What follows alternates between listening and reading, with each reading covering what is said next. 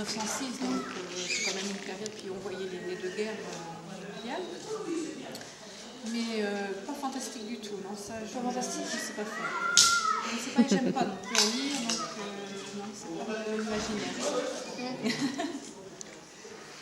Et puis pour la jeunesse, effectivement, on retourne dans l'histoire, puisque ce sera un moment d'après l'histoire, et l'autre de la rue vers l'or, donc en 1804. Mais tu aimes bien les intrigues, non? Tu as souvent des intrigues dans tes romans? Toujours, un petit côté polar, suspense, toujours le policier. côté, je ne vais pas dire polar, mais suspense. Oui, non, oui, suspense, tu as raison, c'est pas du tout adapté. Ou des disparitions de personnes, voilà. Quelquefois aussi des meurtres, parce que oui. ça existe, et puis voilà. Oui, non, il y a toujours ces ingrédients-là, bien sûr. Ouais.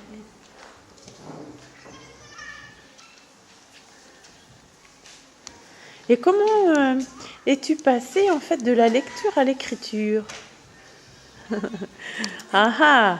Je crois que l'élément déclencheur, ça a été très jeune, mais je ne m'en suis pas rendu compte sur le coup. C'est après, en analysant, à l'école, c'était en CE2 et après en CM2. Ah oui, donc très tôt. On nous lisait, on nous lisait pas, mais on nous mettait, on nous faisait passer des contes sur un magnétophone, tu sais, avec les disques, là, donc on nous passait des contes. Et il y a un conte qui m'a marqué, c'est La petite fille aux allumettes dans Bercy. Ah oui, moi aussi. C'était tellement triste. Ouais. Ça m'a tellement...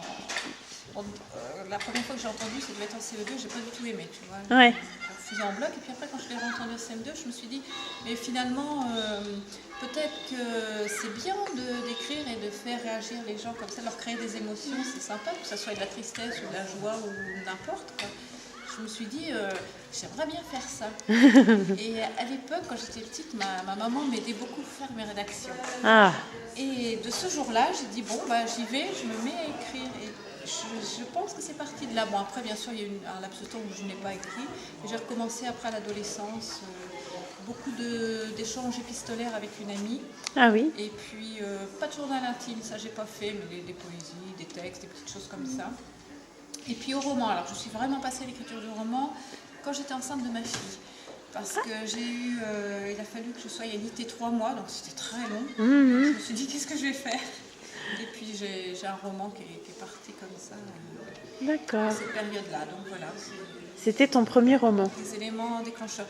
Non, il a été réécrit quand même après. D'accord. Enfin, mon premier roman en découle. Oui. Mais il n'était pas abouti à cette époque-là. D'accord. Et c'était lequel? Alors c'est l'un des premiers, le Normand. Donc, lui, il est paru en 98. Ah d'accord. 1998, D'accord. Et après, ça s'est enchaîné. Oui, après, tu n'as plus arrêté. Je n'ai plus arrêté. J'y suis encore, j'espère y être encore plus longtemps. On l'espère aussi. Et tu t'es mis aussi dans un genre un peu plus particulier avec ton livre. Voilà, avec la biographie, parce que je fais de la biographie aussi. Ah oui. Donc là, effectivement, j'ai travaillé avec un photographe naturaliste, donc j'ai fait les textes d'après ses photos, d'après son expérience, son travail. Oui. Et là, on travaille vraiment sur sa biographie. Donc, qu'est-ce qui l'a amené à la photo animalière? Oui. Et je fais aussi de la biographie pour les particuliers. Ah d'accord, c'est-à-dire que certaines personnes te demandent d'écrire leur vie. Voilà, leur vie ou une partie de leur vie, une expérience professionnelle, une expérience quelconque. Ah d'accord. Oui, c'est marrant. Des particuliers, tu veux dire des gens comme nous? Voilà. Simple. Monsieur et madame tout le monde. Ah ouais. C'est pas eux-mêmes? Non, non. Ils n'ont pas les permis à tout le monde. Voilà, ils oui, ont c'est pas vrai. la possibilité et donc ils le délèguent à quelqu'un. C'est un peu comme l'écrivain public en fait. Est-ce qu'on peut dire ça? Non. L'écrivain public, il fait plus que des lettres. Ouais, c'est ça. Là, c'est différent quand même. D'accord. Mais un écrivain public peut faire ça aussi. Ouais. Mais moi, je ne fais pas écrivain public. Non, oui. D'accord. Et il y a des personnes, donc c'est pas édité, c'est pour eux. Non, c'est pour eux. Donc, voilà. Eux après peuvent le faire sous forme de livre pour distribuer à leur famille. Ah oui.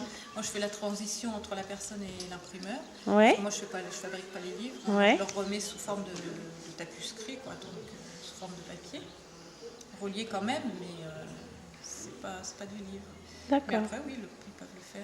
Ils font, ouais. Transmettre, c'est souvent pour ça qu'ils le font. Oui, Transmettre c'est à pour leurs descendants. voilà, garder, Garder une trace. de quelque chose. Ah ouais, ouais. Témoigner de leur passage sur Terre et transmettre aux enfants et aux Oui, petits-enfants. ça peut Et être un événement heureux, c'est vrai un que événement c'est... douloureux, Ouais, tout à fait.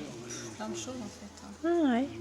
Même ça peut être une mairie qui veut garder quelque chose aussi en mémoire. Ah oui, oui, exact. Des parents en retraite de quelqu'un. Oui, une figure oui, et quelqu'un de connu. Ouais, ouais. C'est oui. très ouvert. D'accord. Et comment s'adresse-t-il à toi? Comment te connaissent-ils? Comment savent-ils que tu fais ça? Comment ils savent que j'existe? Oui. Déjà, j'ai un site internet. Voilà. Et puis après, c'est Qui est Alors, qui est www.meuniermuriel toutattaché.com. D'accord. Voilà. Et là, tu expliques tout le travail que tu fais. Tout est expliqué, la procédure, comment je travaille, les tarifs.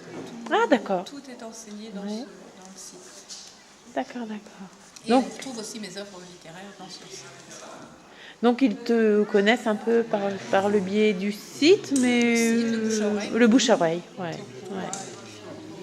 À travers les salons, moi j'ai une petite carte de visite, choses comme ça, on en parle. C'est comme ça que ça se fait. D'accord. Eh ben tu vois, ça je ne savais pas. Eh oui. Mais vous ne faites pas d'autobiographie, c'est juste... Ah. Non, la mienne, donc ma biographie, non. Pas intéressante. Oh, c'est ce qu'on dit, hein. Je préfère n'écrire celle des autres.